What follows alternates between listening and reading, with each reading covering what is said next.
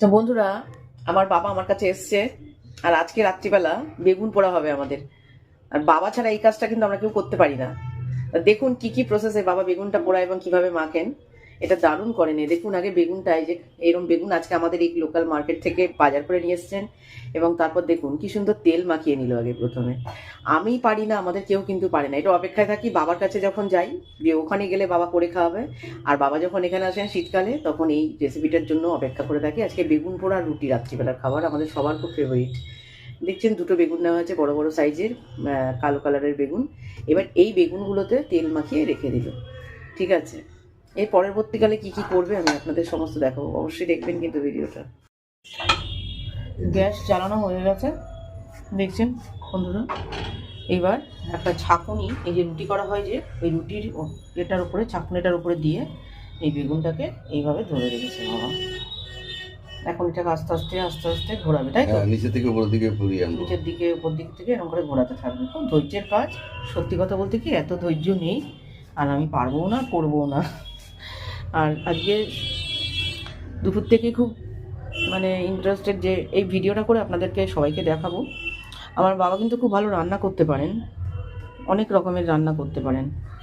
আমরা যখন ওখানে যাই আমাদের জন্য কিন্তু ভ্যারাইটিস টাইপের ফ্রাই, ভাজা, সিদ্ধ, আলু সিদ্ধ, এবং বাবা আলু সিদ্ধটা এত সুন্দর মাখেন, চিন্তার বাইরে। ডাল, পাঁচমিশালি তরকারি, মাছ সব করে রাখতে পারেন।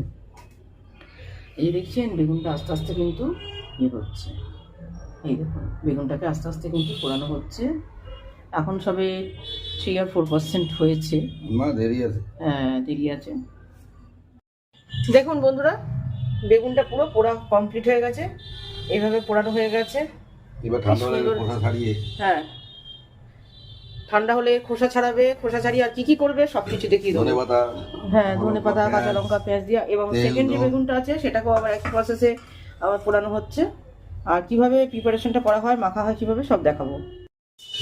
এই দেখুন বন্ধুরা, একদম মোটামুটি এইভাবে পোড়া হয় হওয়ার মুখে। কি সুন্দর পোড়াটা হয়েছে। এবার এটা ঠান্ডা হলে বেগুনের ওপরের যে অংশটা থাকে, ছালটা থাকে, সেইটা ছাড়িয়ে তারপরে কি কি করা হয় দেখানো হবে। দেখুন ধনেপাতা কমপ্লিট। দেখুন নাও,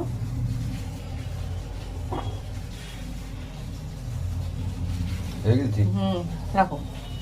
এই দেখুন দুটো বেগুন পুরোপুরি পোড়ানো কমপ্লিট। এবার যখন মাখা হবে তখন দেখাবো।